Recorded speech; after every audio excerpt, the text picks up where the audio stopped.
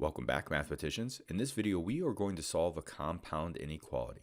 A compound inequality is really two inequalities joined with the word either and or the word or.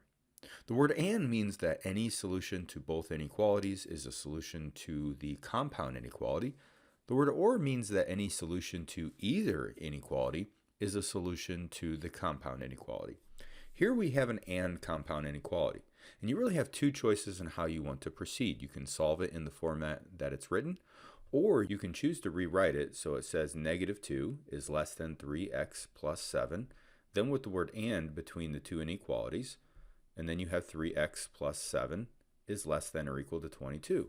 So you can choose to solve either compound inequality in the way it's written.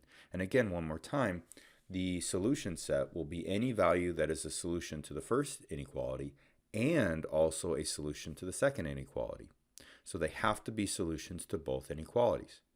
Now the more common way to solve it would be in its original format, which is negative 2 is less than 3x plus 7, which is less than or equal to 22.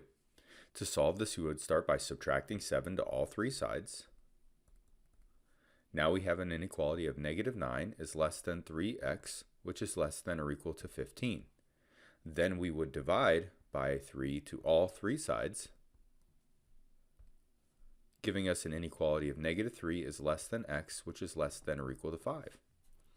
Now, if by chance you were to divide or multiply by a negative, you would need to reverse all inequality symbols.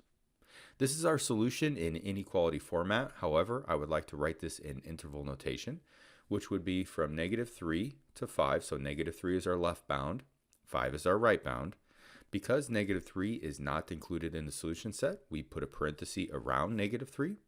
And 5 is included in our solution set because of the equal to part. Therefore, we are going to put a bracket around 5.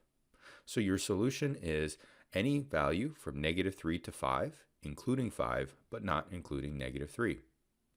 Now you can solve the other inequality in its format with the word and you would get the same exact solution. In fact, it's really the same process. You're going to subtract 7 to both sides from both inequalities, giving us negative 9 is less than 3x, then the word and, 3x is less than or equal to 15. And then again, you would divide by 3 to both sides of both of these inequalities, giving you a solution of negative 3 is less than x, then the word and, x is less than or equal to 5.